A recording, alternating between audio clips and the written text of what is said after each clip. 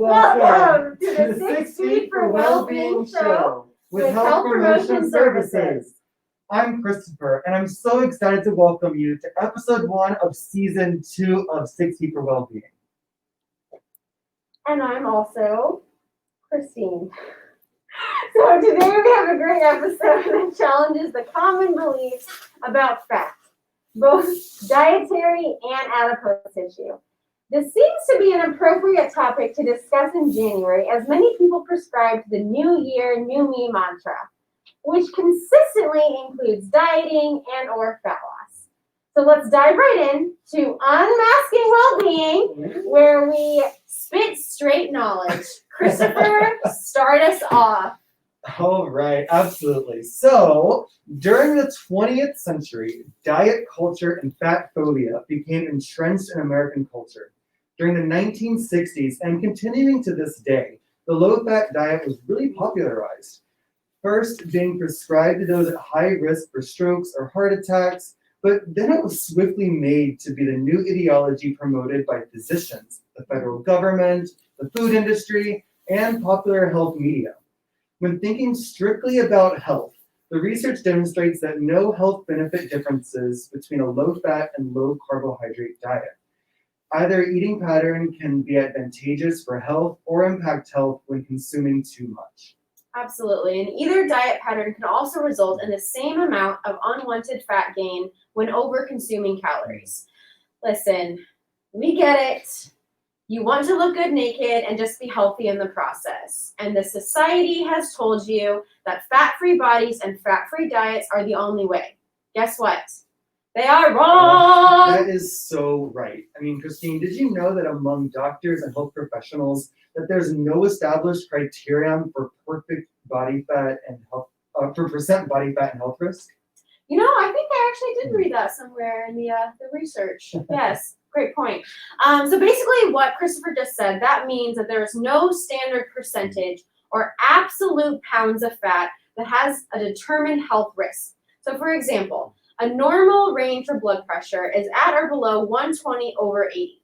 Hypertension or high blood pressure starts at a range of 130 to 139/80 to 89. As these numbers increase, the health risk increases alongside it. Fat does not have a range like that. The research does, however, have a characterization of good fat versus bad fat, so known as subcutaneous or visceral fat, respectively. So subcutaneous fat, or the good fat, is fat that is directly underneath the skin, whereas visceral fat, or the bad fat, lines the internal organs. So subcutaneous fat is put on the body by intaking an excessive amount of calories than what we have expended. So visceral fat, however, is primarily determined by genes, gender, and like males, because of hormone difference, typically have about twice the amount of visceral fat as women. And lastly, lifestyle. And the first two of those are pretty unchangeable, so let's focus on the lifestyle stuff. Yes, so if you want to increase your visceral body fat or the bad fat, do these things. Do not be physically active, consume a diet high in particularly saturated fat, eat refined sugar. So basically both of those are like man-made substances, right? So a diet low in fiber, the consumption of a lot of alcohol, smoke and or vape, and subject yourself to as much stress as possible without any attempt of reducing it. That is the way to increase your visceral body fat and to have a large impact on your health, both mental and physical. So subcutaneous fat is not the biggest problem for your health. Health problems like insulin resistance, hypertension, high cholesterol, and high triglycerides, it's going to all be managed and improved without aiming for any medical weight guidelines of any kind, even for those who remain significantly obese. That is not the problem. The lifestyle we lead will have the largest impact on our health. And we'll discuss a health-promoting lifestyle in our next segment. Yes, now that we have hopefully have given you a greater understanding of fat and its relationship with health, let's now explore the mental impact that this fat-phobic world has on us and challenge you to dismantle it with our next segment. What's the tea? Ooh. All about health trends. Christopher, what kind of tea are we smelling today? So today we're smelling Constant Comment, which is an orangey kind of black tea with hints of cinnamon. This warming tea is perfect for a chilly or foggy morning. Its tones are reminiscent of a fireside chat with loved ones. It just soothes you to your core, really. You are such a tea poet. If you ever get out of health promotion, I am sensing a calling here. I'll put that on my resume under my skills section. So I'll tell you what I'm not sipping on though, fit tea. So January seems to be the time when our Instagrams, Facebooks, Twitters are inundated with advertisements about quick fixes to help people lose weight. I'm begging you as a health professional to not buy into the propaganda of fit tea, diet pills, juice cleanses, wraps, weight strainers, anything else that may pop up during this time. Anything that really claims to be a quick fix is something you should really steer clear of. Very, very far away from. Steer very, very far, please. So I could not have said it myself better, Christopher. Now, it is okay to want to reduce some of the body fat on your body, to feel better about yourself naked or to give yourself a challenge, but it is a fine line that we are writing before it gets to be obsessive, fat phobic, and have an impact on the way we feel about our body, worth, and self. So I challenge you to become part of the Healthy at Every Size movement, which is all about lifestyle habits and not related to weight at all. Find some form of movement that you enjoy and gets your heart pumping. Have the majority of your diet be whole foods and less processed. Find a balance with your relationship surrounding alcohol. Quit smoking and vaping. Discover ways to help you cope and manage the stressors in your life, like therapy, meditation, journaling, a million other things. And also be mindful of what media you consume. So really aim to create a lifestyle. And as you just noticed, I did mention the absolute opposite lifestyle of what would get you visceral fat or the bad body fat. This kind of lifestyle, the active, being mindful, really promotes both mental and physical health, which is so, so important. Oh, I couldn't agree more. And let's really try to make 2021 the year where we celebrate our bodies, all shapes, sizes, colors, and abilities. Yes, absolutely. And what better way to celebrate than our next segment, Sun God Says, where we're going to explore some common beliefs around the human body and if these beliefs are true or false. Absolutely. And we'll give those suckers a thumbs up or a thumbs down. So today we have 5 items to talk about. Christopher, what is the first one? Okay, so the first one is the oldest person to climb Mount Everest was 79 years old at the time. Okay, so 79 years old at the time of the climb. Whew. I feel like maybe this is like maybe 60. So I'm gonna go thumbs down. Oh, I know, like 79 just feel like that's a lot of effort. So let's see here. I'm also gonna go with thumbs down, I think. All right, let's see what it reveals. Okay, it is false. Oh, okay. Okay. That's a right direction. So the oldest person to climb Mount Everest was actually 80. So that's why it's false. Okay, so at the time, they were actually closer to 81. Interesting. Well, human body is really, truly amazing. That's so crazy. It is, absolutely. Okay, so let's go on to body fact number 2. Donna Moore holds the world record for the heaviest stone lifted in a woman's Atlas Stone weightlifting challenge. 150 kilograms or approximately 331 pounds. Oof.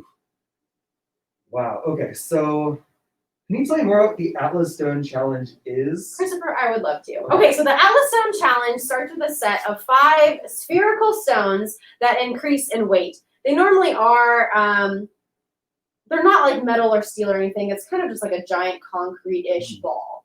So really the point of the challenge is to lift each of these stones onto a platform and then move on to the next stone. So you kind of like shimmy around the stone and shimmy up, and then you walk it towards, place it on a platform. The platforms increase in size, increase in like height as the balls increase in weight, right? So a very, very hard challenge. That sounds so intense. I mean, I can barely do a push-up, much less like these huge stones. We'll talk later. We'll get help you me, to do a help me. push-up. Okay, so what do we think, everyone? Thumbs up or thumbs down? 331 pounds. Wow. You know what? Donna seems like a boss. I'm gonna say yes. I'm gonna give a thumbs up. Oh. You know what? I think I might go thumbs down. Like, that's so much weight. I can't even imagine. I'm just gonna do thumbs down again on that one. Okay, so let's see. Okay, so that fact is false because she actually lifted more. Wow, jeez. Whew. Okay, so it looks like it was closer to 375 pounds. Oh, 375. Wow, that's so much weight. I mean, a lot of weight training and diverse nutritional sources, the human body can really be trained to do some amazing things. Straight up, Christopher. Straight up. So let's see here. For our third body fact, the human brain is sometimes more active at night than during the day. What do you think, Christine? I think my brain is only active at night. So I'm going to go thumbs up. You know, I have some pretty crazy dreams, sometimes really exciting, vivid dreams. I think I might also go for thumbs up on that one. Okay, and we were right. Okay. It is true. The human brain is sometimes more active at night than during the day. Our brains are so interesting, and also they provide us with essential support all day and all night. Totally. And did you know that our brains are approximately made up of 60% fat? So like we really need fat in our bodies for many other reasons as well, but it's so important for functioning with our brains well. Absolutely. Awesome. Great point. So in advertisements and popular media, we hear so much about reducing fat in our bodies, but in fact, we obviously do need some fat to function, both in our diet and also on our body. And that's, our brain, we need that thing as well. Yeah. And we each have different amounts of what is called essential fat that we need to have in our bodies. If you're curious about this, visit our website to sign up for a free body composition appointment with UCSD Health Promotion Services. Yes, absolutely. Okay, so moving on to body fact number 4. Your bones, pound for pound, are 4 times stronger than concrete and are as strong as steel, but 50 times lighter. Ooh, this is a really hard one. This seems like one of those facts that are so unbelievable that they're true. Also, I just want it to be true because that sounds very superpower-ish. That's a really good point. So I'm going to go thumbs up. I'm also going to go thumbs up. Being a superhero would be nice. Yeah! We're all human superpowers! What? Yes! Dream come true! So it is true. That is so true.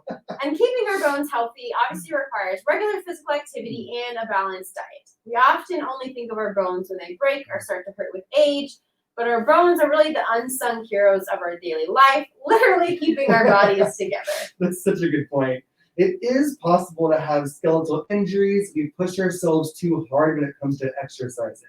We often think about pulling a muscle, but we also need to be conscious of our bones, joints, and cartilage when exercising.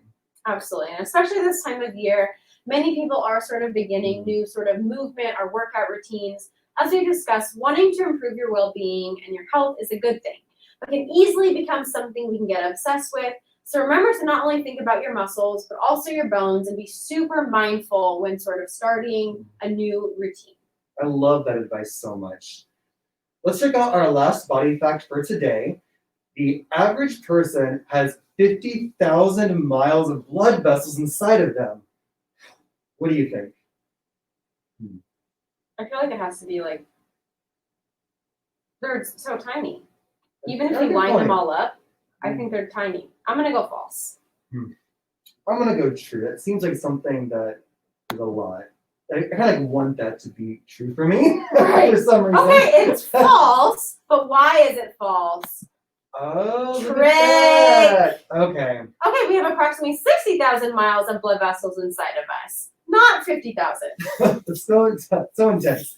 The distance is enough to go around the Earth more than twice. What? Okay, our bodies are amazing and can do so much. It is important to take care of this body because it's the only one that we get in this life. Well put, Christine. All right, so that is a wrap for our show today. We hope that you learned all about sort of fat, its connection or not connection with health, and also just how incredible our bodies are. Let's love this sucker. Yes. This year, every day, every minute, every second. Yes. Couldn't do it better myself. All right, everyone. Stay healthy. Be well. Keep tuning in. And see you next week, Tritons.